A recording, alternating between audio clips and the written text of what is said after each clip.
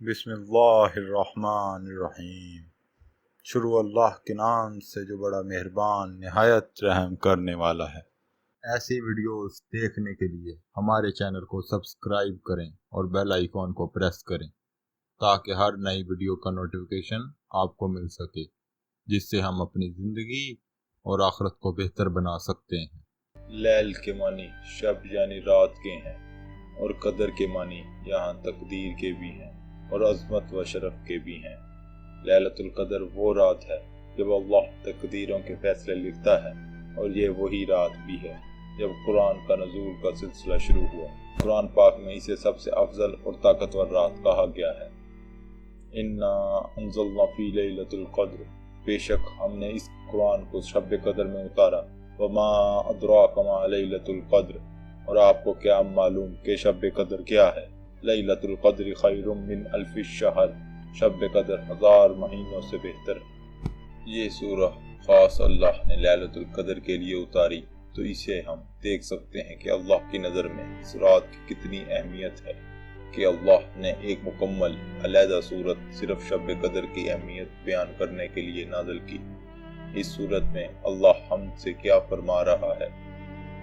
اللہ فرما رہا ہے کہ سب سے پہلی بات جو اس رات کو سب سے افضل ترین بناتی ہے وہ یہ ہے کہ اس رات نبی صلی اللہ علیہ وسلم یہ پہلی بار قرآن کے نزول کا سلسلہ شروع ہوا۔ سورہ بقرہ میں اللہ نے فرمایا نہ کہ رمضان وہ مہینہ ہے جس میں قرآن نازل کیا گیا، تو اس سے سب سے پہلی خاص بات جو ہمیں اس رات کے بارے میں پتہ چلتی ہے وہ یہ ہے کہ وہ رات جب پہلی مرتبہ جبرائیل علیہ السلام غار حرا میں نبی کریم صلی اللہ علیہ وسلم کے پاس وحی لائے تھے، وہ رات قدر کی رات تھی، لیلۃ القدر کی رات۔ اور پھر سورۃ القدر کی دوسری آیات میں اللہ ہم سے فرما رہا ہے کہ اور آپ کو کیا معلوم کہ شب قدر کیا ہے؟ اس کا کیا مطلب ہوا؟ اس کا مطلب یہ ہے کہ اس رات کو کوئی معمولی رات نہ سمجھو، کیونکہ اس رات اللہ نے تمام انسانیت پر اپنے فرشتے کے ذریعے بھلائی اتاری تھی۔ کون سی بھلائی؟ یہ بھلائی کہ اللہ نے اس رات ہمیں ہدایت کی روشنی دکھائی، اللہ نے ہمیں اپنے کلام کے ذریعے سیدھی راہ دکھائی۔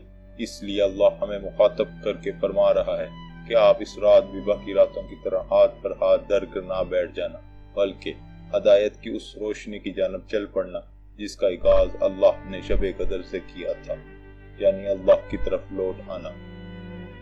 پھر اللہ تعالیٰ فرماتے ہیں کہ شب قدر 1000 مہینوں سے بہتر ہے۔ اب یہاں 1000 مہینوں سے مراد صرف 83 سال اور 4 مہینے نہیں ہیں، بلکہ اللہ نے 1000 کا لفظ بڑی تعداد کا تصور دلانے کے لیے استعمال کیا ہے۔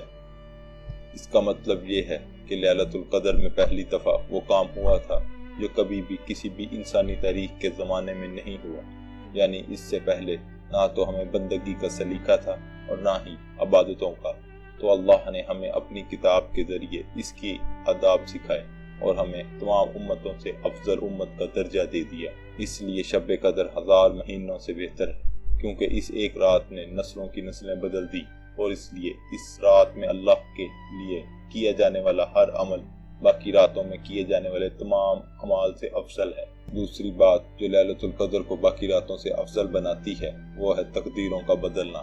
سورۃ دخان کی آیت نمبر 4 میں اللہ فرماتا ہے اس رات ہر معاملے کا حکمیانہ فیصلہ سنا دیا جاتا ہے۔ یہاں لیلۃ القدر کی بات کی جا رہی ہے، یعنی لیلۃ القدر باقی عام راتوں جیسی نہیں ہے، بلکہ یہ تو قسمتوں کے بنانے اور بگاڑنے کی رات ہے۔ اللہ اس رات سال بھر کے فیصلے سنا دیتا ہے اور ساری دنیا کی تقدیریں ان فیصلوں کے لحاظ سے بدل دیتا ہے۔ تو دوسری بات جو اس رات کو خاص بناتی ہے وہ یہی ہے کہ یہ رات سب سے بڑا موقع ہے اللہ سے اپنی تقدیر میں بھلائی مانگنے کا۔ یہ رات بڑے نصیب والوں کو ملتی ہے، اور جن کو ملتی ہے ان کے نصیب روشن ہو جاتے ہیں اور وہ خوش نصیبوں میں ہو جاتے ہیں۔ اب سوال آتا ہے کہ یہ رات کب آتی ہے؟ بہت سے لوگ کہتے ہیں کہ رمضان کی 27ویں رات لیلۃ القدر کی رات ہے، لیکن رسول اللہ صلی اللہ علیہ وسلم نے واضح الفاظ میں یہ کبھی بھی نہیں بتایا تھا کہ رمضان کی کون سی رات قدر کی رات ہوگی، بلکہ رسول اللہ صلی اللہ علیہ وسلم نے فرمایا کہ شب قدر کو رمضان کی آخری 10 راتوں میں تلاش کرو، یعنی رمضان کا آخری عشرہ عبادت کرو، کیونکہ اس آخری عشرے میں سے کوئی بھی رات لیلۃ القدر کی ہو سکتی ہے۔ اب اگر اللہ چاہتا تو کسی ایک رات کو بھی منتخب کر سکتا تھا، لیکن اللہ نے ایسا کیوں نہیں کیا؟ کیونکہ یہی آپ کی لگن اور محبت کا امتحان شروع ہوتا ہے۔ اب ظاہر ہے جس کو طلب ہوگی اور جس کو محبت ہوگی وہی قدر کی رات کو تلاش کرنے کے لیے جد و جہد کرے گا، اور جو جد و جہد کرے گا وہ آخری 10 راتیں عبادت کرے گا، اور اللہ کو دین میں محنت کرنے والے بہت پسند ہوتے ہیں۔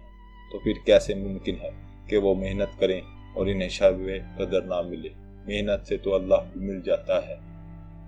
اب ایک سوال یہ بھی ہے کہ شب قدر کی رات کون سی عبادت زیادہ کی جائے؟ رسول اللہ صلی اللہ علیہ وسلم نے فرمایا، من قام لیلۃ القدر ایمانا واحتسابا غفر اللہ ما تقدم من ذنبہ۔ جو شخص شب قدر میں ایمان کے ساتھ اور اللہ کے اجر کی خاطر عبادت کے لیے کھڑا ہوا، اس کے تمام پچھلے گناہ معاف ہو گئے۔ اب یہاں عبادت کے لیے کھڑا ہونے سے مراد یہی ہے کہ وہ عبادت زیادہ کی جائے جو کھڑے ہو کر کی جانے والی ہو، اور کھڑے ہو کر کی جانے والی عبادت کون سی عبادت ہے؟ سجدہ، نماز۔ تو کوشش کریں رمضان کی اس آخری عشرے کی صرف طاق راتوں میں کچھ دیر کے لیے رات کو قیام کریں۔ آپ تہجد پڑھیں، اور جتنا قرآن آپ کو آتا ہے آپ تہجد کی نماز میں پڑھیں، اور اگر آپ نماز نہیں پڑھ سکتے تو اللہ کا ذکر کریں، ڈھیروں دعائیں کریں، اور کچھ بھی مانگنے سے پہلے اپنی بخشش مانگیں۔ سارے کام ہی ہمارے گناہوں نے روکے ہوتے ہیں، تو جب بخشش مل جائے گی تو اللہ کا کن بھی مل جائے گا۔ اگر اللہ نے آپ کو یہ رمضان دیکھنے کا موقع دیا ہے تو اس موقع کا پورا فائدہ اٹھائیں۔ کیا پتہ اگلی دفعہ یہ رمضان نصیب ہو یا نہ ہو۔